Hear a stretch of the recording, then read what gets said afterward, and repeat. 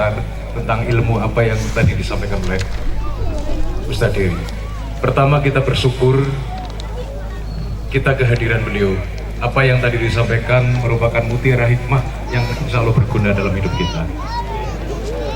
Saya pesan nanti ini Ustadz Faizar itu kalau kemarin beliau bisa meruqyah dan jin keluar dari tubuh manusia, besok akan dapat pekerjaan lebih berat. Bagaimana menyembuhkan jin yang kesurupan manusia? Karena tren sekarang bukan manusia kesurupan jin, tapi jin yang kesurupan manusia. Terakhir, tadi intinya adalah la ilaha illallah, tauhid. Manusia utama yang kita contoh tadi adalah Rasulullah. Rasulullah itu sudah mengutamakan akhirat, manusia rohani.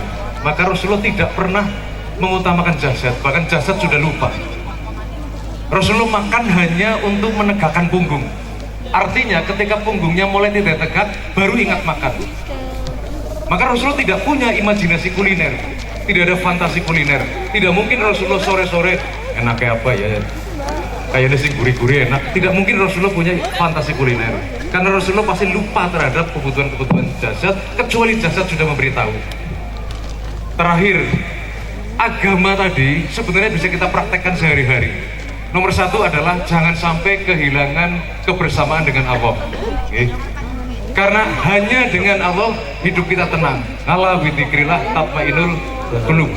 Ustadz juga budaya mana Ustadz ora kena ya.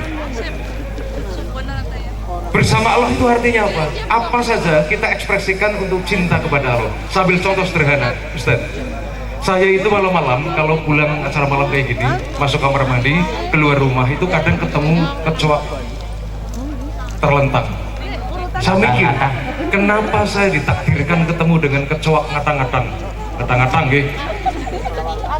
Pasti bukan sekedar takdir untuk dilihat. Tiba-tiba muncul terenyuh saya balik itu, Ustaz. Begitu saya balik kecoa lari, saya bersyukur. Saya bayangkan betapa bahagianya kecoa itu. Dan saya yakin Tuhan itu lihat saya senang. Matur nuwun Gus nulungi mah ingon-ingonku. Cuman kita tidak dengar. Karena itu ingon-ingonnya peliharaan Tuhan. Nanti kalau kamu ada apa-apa, saya tolong karena kamu sudah menolong makhlukku. Dan jangan meremehkan amal kecil. Karena amal kecil itulah yang bersih dari pamrih. Kalau amal besar, biasanya itu rentan pamrih. Jenengan ngamal nyumbang 10 juta ke masjid. Itu akan jadi kebanggaan dan sering tidak sadar Anda ke warung ibu-ibu niku nyosi wingi kur nyumbang 10 juta toh. Aku sih ikhlas dong ngomong nah, gitu kan. Tapi kalau nulungi coro pamer apa nih? Apa kita mau pamer? Alhamdulillah tadi malam saya sudah menolong kecoa. Tidak mungkin. Jadi amal kecil lah itulah yang menolong kita mungkin di akhirat. Sebagaimana Imam Ghazali ditolong oleh amal kecilnya, sebagaimana pelacur yang menolong anjing yang haus masuk surga. Mudah-mudahan besok Anda ketemu dengan spontanitas apa. Tapi bukan berarti Anda besok ngobalik ngeleti coro dia coro ya. Bukan berarti itu. Tapi intinya bahwa agama itu memudahkan hidup Anda, bukan menyusahkan. Sebagaimana tadi kita bisa nyanyi, bisa ngopi dan bisa bermesraan. Tidak harus serem-serem. Agama adalah kemesraan bersama yang dititipkan Tuhan kepada manusia di bumi. Bermesralah, mencintailah sesama manusia dan cinta kita akan ditangkap oleh langit dan menjadi pahala kita bersama. Matur nuwun. Masya Allah, terbaik Masya Allah. Lanjut Ustaz. Profesor yang doa. Lanjut dulu, menambahkan, menandaskan. Ini sudah puncak Ustaz, dimana insya Allah semoga semuanya mulai merenung keriuhan, keluar biasaan, atau bahkan yang tadi banyak juga yang menikmati lagunya, bukan mengambil hikmahnya. Itu asli dunia itu menipu, begitu indah, sangat menipu. Maka kita perlu nandaskan Ustaz, betapa darul akhirah, kampung akhirat itu jauh lebih penting. Ketika kita bisa berkumpul bersama di sini, besok kita sendirian. Sahabat teman kita kanan kiri kita nggak mungkin nolong, semua nafsi-nafsi. Nah ini perlu bekal yang betul-betul menghujam dalam hati Boleh. kesadaran kesadaran yang luar biasa agar semua kita bisa nanti selamat di akhiratnya Allah Subhanahu wa taala. Silakan duduk. Tolong Ustaz Faisal. Bismillah. Pembahasan tentang dunia dan akhirat ini tidak lepas dari pembahasan unsur tauhid. Kenapa disebut tauhid? Akar katanya apa? Wahada yuwahidu tauhidan, yang artinya itu adalah mengesahkan atau menunggalkan. Teman-teman yang dirahmati Allah, kita ini dulu di alam roh sudah mengiyakan tawaran ujian untuk diuji di dunia ini hanya dalam waktu 2 atau 3 menit waktu akhirat. 2 atau 3 menit waktu akhirat saja. Cepat atau enggak? Cepat sekali. Kenapa saya katakan demikian? Manusia zaman sekarang pol-polan kebanyakan usia sepuhnya sampai meninggal umur berapa? 70, 80, ada yang 90, itu pun banyak yang linglung, banyak yang kenikmatannya sudah dicabut, ada yang cuma 100 atau 60 tahun, bahkan 50 tahun, bahkan ada yang baru belasan tahun sudah meninggal. Tapi Allah sudah tawarkan amanah ujian ini. Kita bisa lihat di juz 22 surat Ahzab ayat 72. Inna 'aradna al-amanata 'ala as-samawati wal ardi wal jibali fa abayna an yahmilnaha wa ashfaqna minha wa hamalaha al-insan innahu kana zaluman jahula. Sesungguhnya kami telah tawarkan amanah ujian untuk langit, untuk bumi, untuk gunung, termasuk gunung selamat yang ada di belakang kita, bumi yang kita pijak, langit yang ada di atas kita, semua ditawari. Mampu nggak dapat amanah ini? Amanah, kalau kita lihat di berbagai kitab-kitab tafsir, Ma'alimut Tanzil karya Imam Baghawi, Tafsir Quranil Azim karya Ibnu Katsir, atau Tafsir Qurtubi, semua mengatakan amanah itu adalah amanah syariat. Siapa yang menjalankan amanah Allah, dia dapat pahala. Kalau tidak menjalankannya, dapat dosa, dan ancamannya adalah siksaan yang pedih. Maka semua itu nggak ada yang berani, makhluk-makhluk besar ini. Wa hamalahal insan, tapi tiba-tiba ada makhluk kerdil yang mengatakan aku siap ya Allah. Maka tatkala manusia diberi amanah, seringnya zalim, seringnya bodoh terhadap amanah itu. Jangan katakan aku lupa kejadian itu. Al-Quran sudah Allah turunkan, dan ini disinggung di juz 9 surat A'raf dari ayat 172 sampai ayat 176. Wa idh akhadha rabbuka min bani adama min zuhurihim dhurriyyatahum wa ashhadahum ala anfusihim alastu bi rabbikum qalu bala shahidna an taqulu yawmal qiyamati inna kunna an hadha ghafilin. Ingatlah tatkala Tuhan kalian itu mengusap punggung Adam, bertebaranlah anak cucunya. Allah tanya, alastu bi rabbikum, apakah kalian bersaksi bahwa aku ini adalah Rabb kalian? Dalam bahasa Arab ada perbedaan mendasar dari arti kata ilah dan arti kata Rabb. Ilah, makluh, artinya adalah sesuatu yang disembah. Adapun Rabb adalah Tuhan yang mengelola semua tata kelola yang ada di alam raya ini.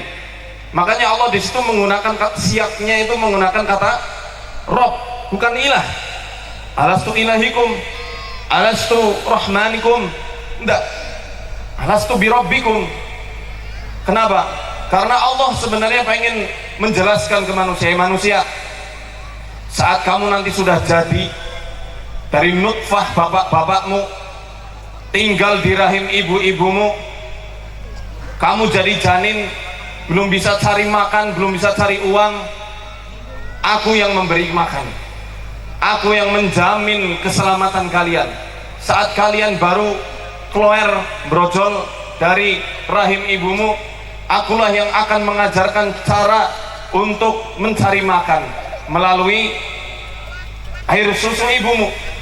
Akulah yang akan mengajarkan kalian kalau mules apa? Buang. Kalau pengen pipis, buang juga. Bayi siapa yang mengajarkan cara pipis? Orang tuanya? Ada nggak yang orang tua yang ngajarin bayinya pipis? Nggak ada. Dari mana bayi itu bisa pipis? Allah yang ngajarkan. Ini sifat rububiyahnya Allah. Maka kita dalam mentauhidkan Allah wajib mentauhidkan dalam segi rububiyahnya Allah Subhanahu wa taala. Yang mana Allah itu maha mengatur semuanya. Kalau kita baru keluar aja sudah Allah jamin dan Allah atur segala macam cara hidup kita, ngapain kita harus panik, ngapain harus kita takut tatkala rezeki kita dianggap sempit pada hari ini. Masya Allah. Bapak Ibu yang dirahmati Allah, tahu paus yang ada di samudra? Paus yang paling besar jenis paus apa namanya? Paus biru, Megalodon itu hiu. Megalodon hiu. Ini paus biru yang masih hidup zaman sekarang. Seharinya dia butuh makan 30.000 ton plankton. Itu sehari untuk makan paus biru. Allah maha kaya. Itu baru satu spesies paus biru, belum paus biru-biru yang lainnya. 30.000 ton. Allah mudah saja memberikan rezeki untuk paus-paus itu. Lalu kenapa kita harus bingung ketika rezeki kita dianggap sempit, ketika utang menumpuk? Allah maha kaya.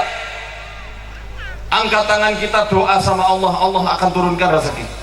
Maka semua ruh-ruh kita ketika sebelum jadi janin, tanpa panjang kata kita langsung mengatakan, bala syahidna, kami bersaksi engkau Rabb kami ya Allah. Tapi ingat, antaqulu yaumal qiyamati inna kunna an hadza ghafilin. Besok di hari kiamat kamu akan mengatakan, aku lupa ya Allah kejadian itu. Au taqulu inna ma asyraka abauna min qablu wa kunna dzurriyyatan min ba'dihim afatuhlikuna bima fa'alal mubtilun.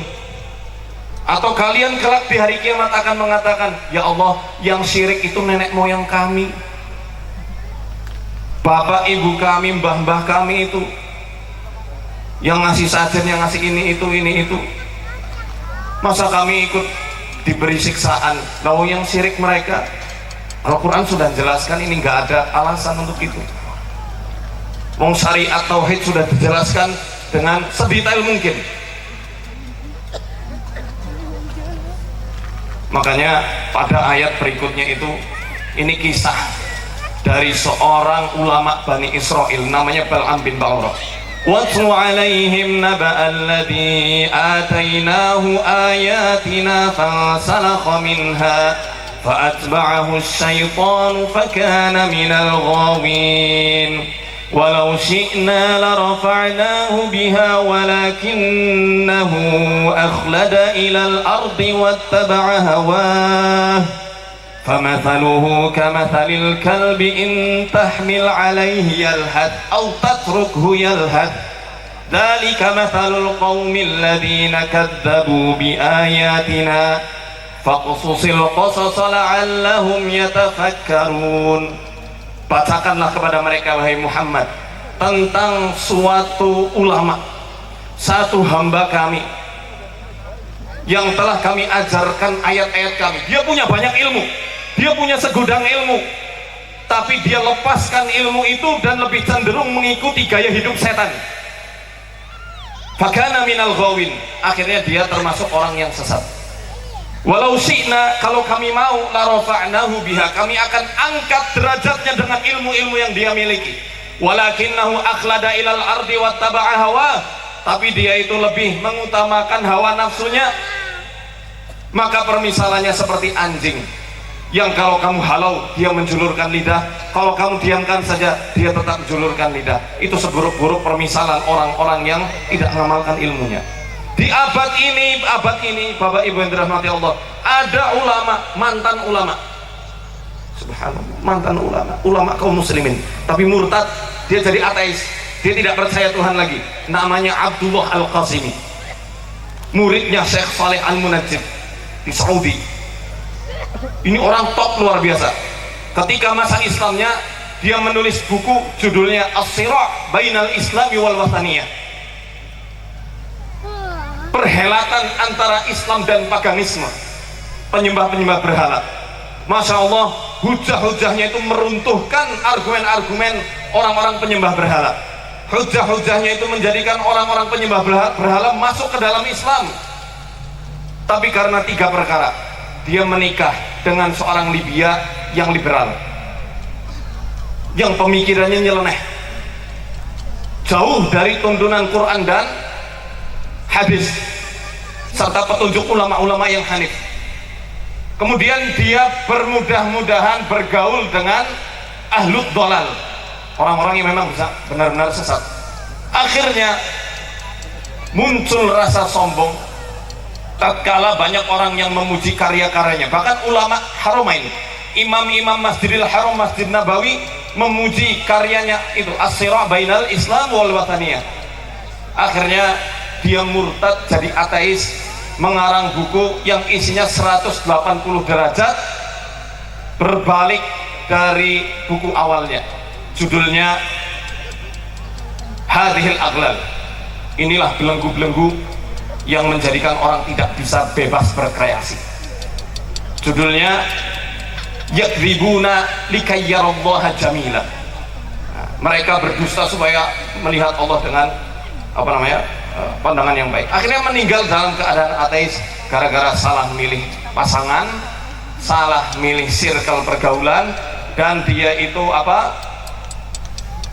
terbuai dengan pujian-pujian orang-orang. Kalau zaman sekarang netizen, ya hati-hati itu like itu bahaya banget. Ini nasihat buat saya pribadi, karena itu menjerumuskan sekali. Berapa menit, Pak? Lanjut boleh? Boleh. Lanjut. Iya. Makanya dunia cuma mampir ngombe ya, jangan cuma buat nyari omongan dan pujian manusia, karena itu semua nggak akan ada manfaatnya kelak di hari kiamat. Dalam sebuah hadis, banyak hadis yang mengatakan ketika ada hamba yang dia beramal riya untuk orang lain, Allah katakan, coba kamu dulu riya ke siapa? Riya gara-gara dilihat Faizar misalnya, cari Faizar, bisa enggak dia beri pahala untuk kamu? Saya nggak bisa apa-apa, saat itu kita fakir. Riya gara-gara pengen dilihat Ustaz Dari Sulaiman, bisa nggak Ustaz Dari Sulaiman memberikan pahala untukmu? Nggak bisa. Akhirnya Allah berlepas diri, ya akhirnya masuk dalam siksa yang memedihkan. Bapak Ibu yang dirahmati Allah Subhanahu wa taala, satu penyesalan yang ini ayat subhanallah membuat hati kita selalu merinding, khususnya saya. Bisa nanti buka Qur'annya di juz 18 di surat Al-Mu'minun di ayat 100 ya, 100 sampai. Hatta idza jaa ahadahumul maut qala rabbirji'un la'alli a'malu salihan fima tarak kalla innaha kalimatun huwa qailuha wa min waraihim barzakhun ila yaumi yub'atsun. Hingga tatkala kematian sampai kepada salah seorang di antara mereka, orang itu berkata, rabbirji'un, kembalikan aku ke dunia ya Allah. Bukan buat nengok Facebook atau Instagram, bukan buat lihat marketplace-nya, buat beramal soleh pada waktu-waktu yang telah aku tinggalkan ya Allah. Waktunya sholat duha aku nggak sholat duha, waktunya ngaji aku nggak ngaji, malah sibuk HP-an, sibuk selfie ya Allah.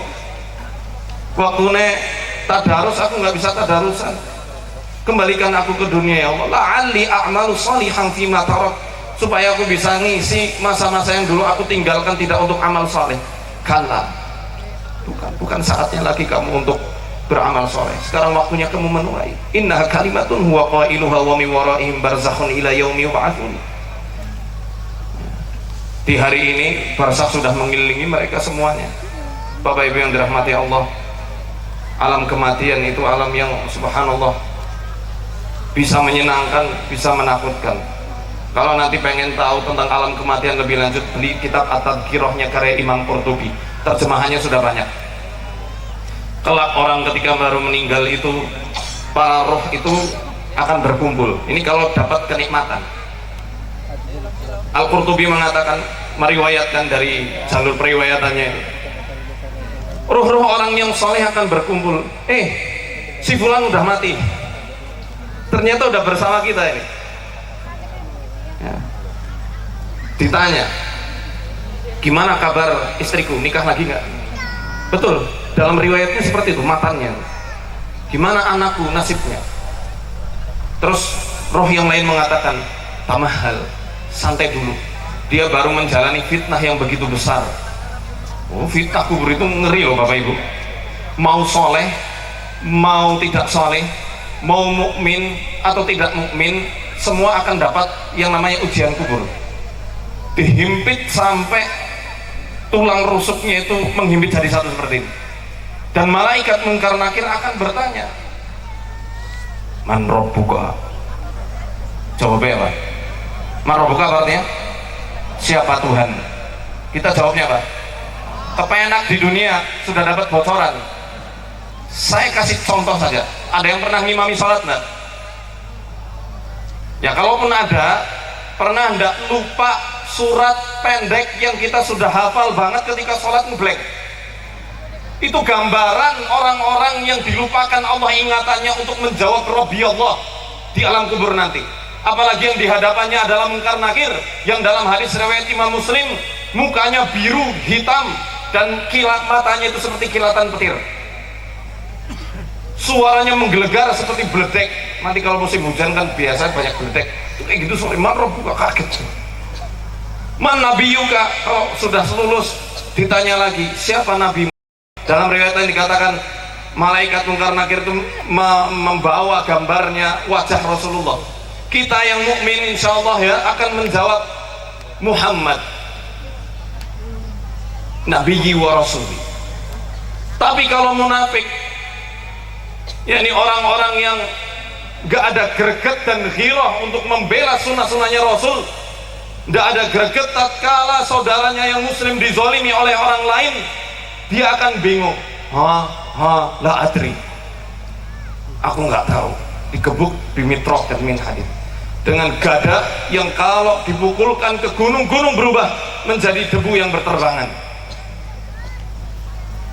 Maka jawaban yang sudah kita hafal di luar kepala ini bisa dijawab dengan lancar sesuai dengan tindak tanduk kita ketika di dunia ini.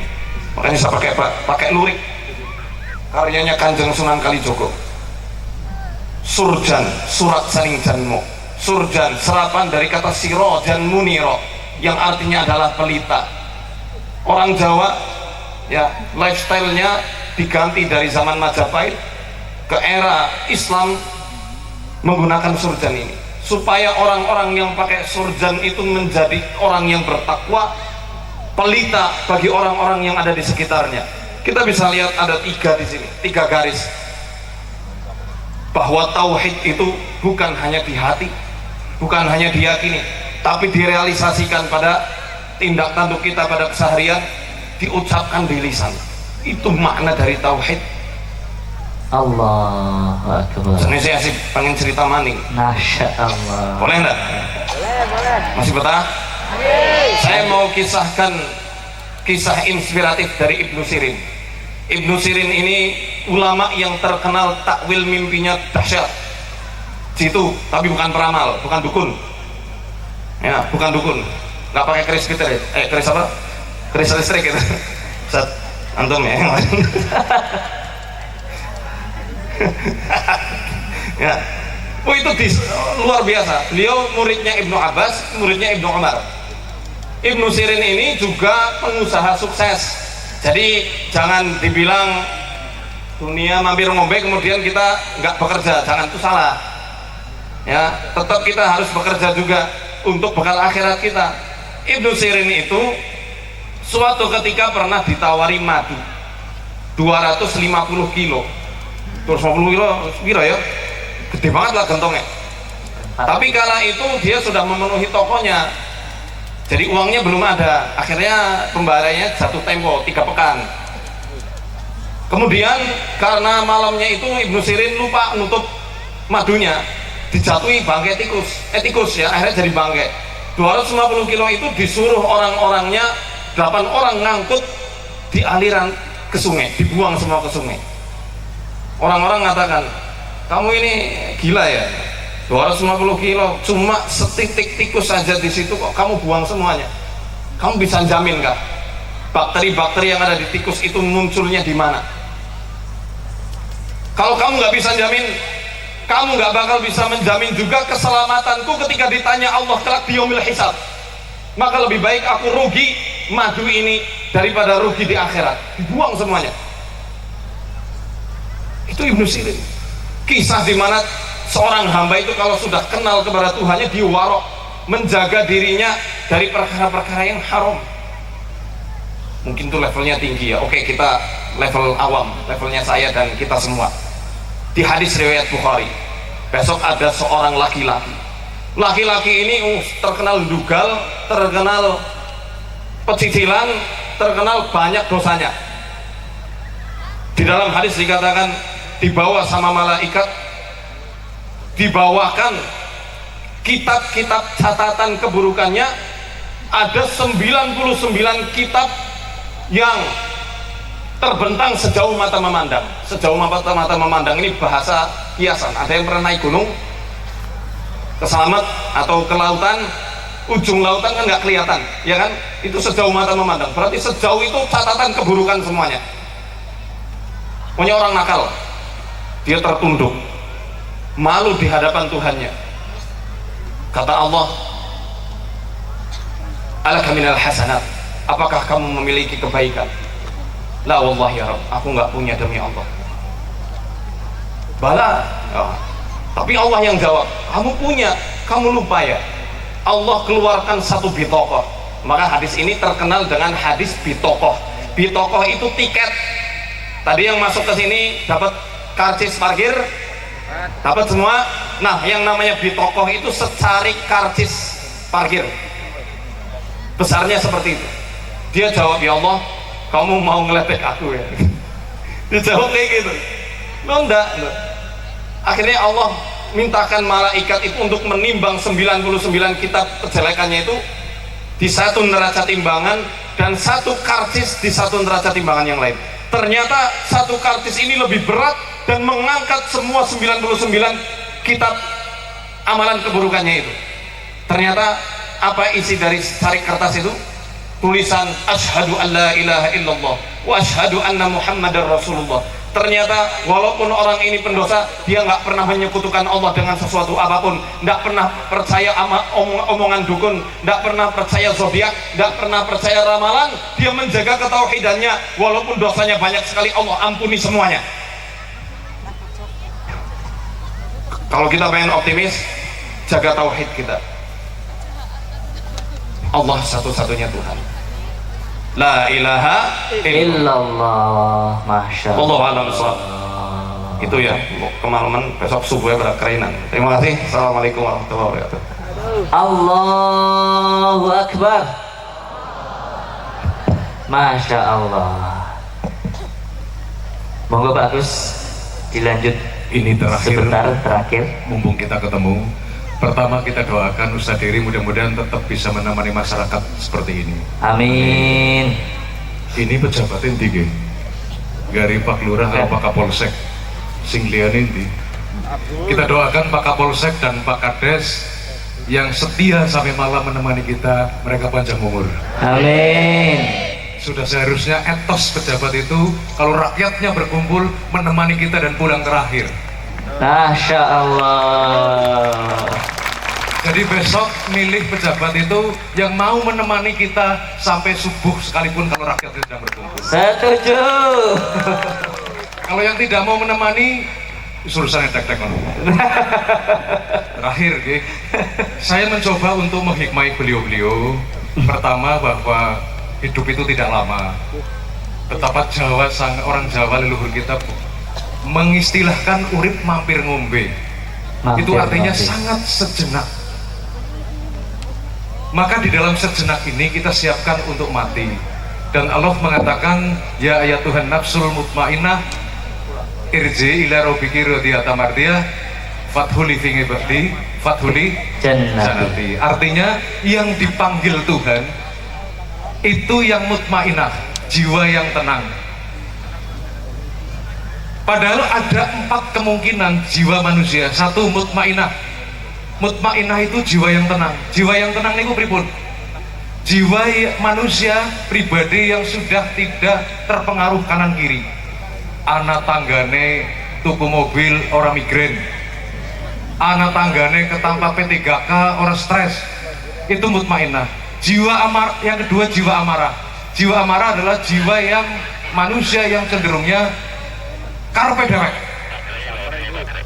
Ada lagi jiwa sufia, manusia yang masih dipenuhi angan-angan, dino-dino angan-angan truk yang berpatang angka matus pisan baiklah, berarti sufia.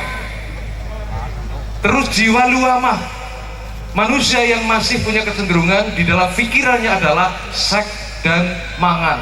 Jadi begitu tangi turu jenggilap sing kepikir enaknya mangan apa ya, atau tiba-tiba bokongnya kayak, berarti masih luamah. Nah yang dipanggil Tuhan adalah ya ayat Tuhan nafsul mutmainah.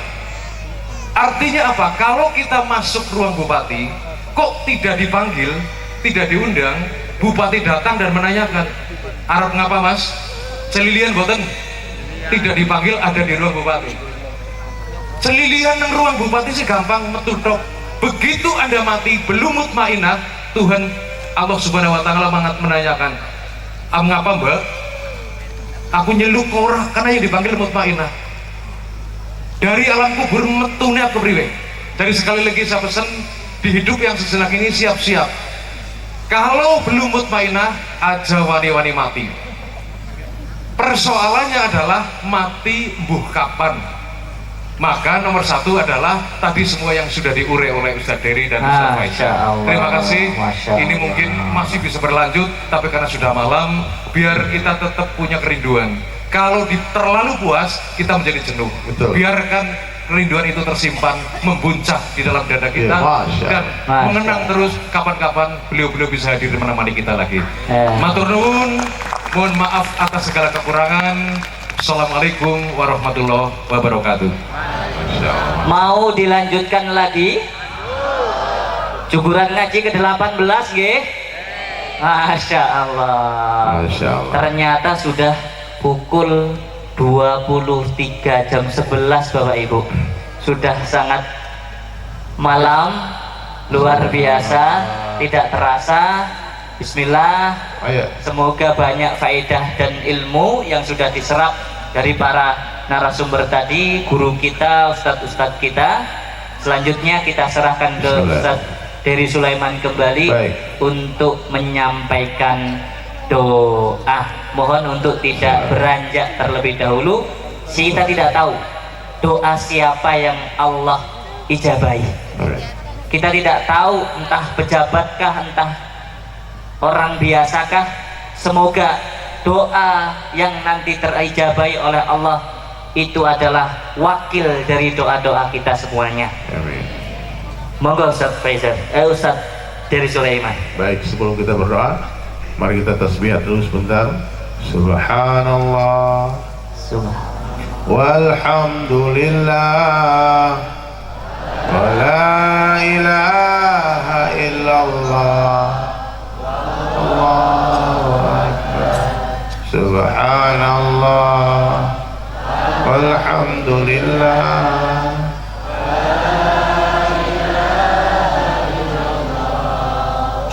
Allahu akbar. Subhanallah,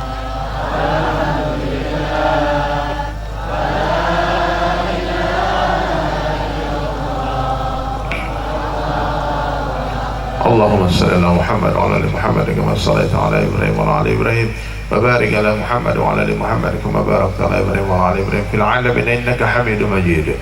Allahumma ighfir lil muslimin wal muslimat wal mu'minin wal mu'minat al ahya minhum wal amwat ya walal walid ya akhiral akhirin ya dzal qatimatin ya rahimah masakin ya arhamar rahimin. Ya Allah ya Rahman ya Rahim, kami berkumpul di tanah lapang ini ya Allah karenamu ya Allah. Tak sempurna majelis ini ya Allah, ampunkan kekhilafan kekurangan kami ya Allah. Ya Allah, dosa kami menggunung tinggi baik yang sengaja atau tidak sengaja ya Allah. Ampunkan dosa kami ya Allah. Amalan kami pun tak banyak ya Allah, ada yang nampak ada yang tak tampak. Semua amal kami ya Allah terimalah ya Allah. Ya Allah ya Rahman, curahkan hidayah di hati kami ya Allah, hidayah seluruh alam ya Allah. Ampunkan dosa kami, dosa kedua orang tua kami, dosa umat Islam seluruh dunia. Ya Allah, bila ada yang sakit di majlis ini, angkat penyakit kami ya Allah. Bila ada yang sempit, lapangkan hidup kami ya Allah. Bila ada yang belum menemukan jodohnya, berikan jodoh yang terbaik ya Allah. Ya Allah, ya Rabbil Alamin, berhutang lunaskan hutang-hutang kami ya Allah. Amin. Ya Allah, banyak hajat hidup kami ya Allah. Amin. Semua yang terlibat dalam acara ini ya Allah, terimalah ya Allah. Amin. Ya Allah, terima ridholah amalan kami ini ya Allah. Acara ini ya Allah, jadikan asbab hidayah. Rabbana atina fid dunya hasanah wa fil akhirati hasanah wa qina azabannar. Subhana rabbika rabbil izzati amma yasifun wa salamun alal mursalin walhamdulillahi rabbil alamin. Kita tutup dengan doa kafaratul majelis. Subhanallah wa bihamdihi,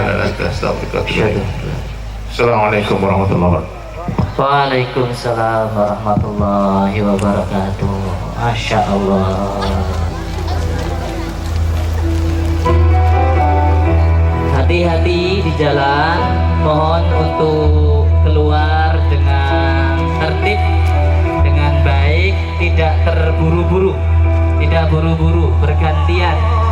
Terhitung hampir 10.000 orang, Masya Allah, berkumpul di lapangan Desa Limbangan. Kami sampaikan jazakumullah khairan kepada para sponsor yang sudah memberikan donasi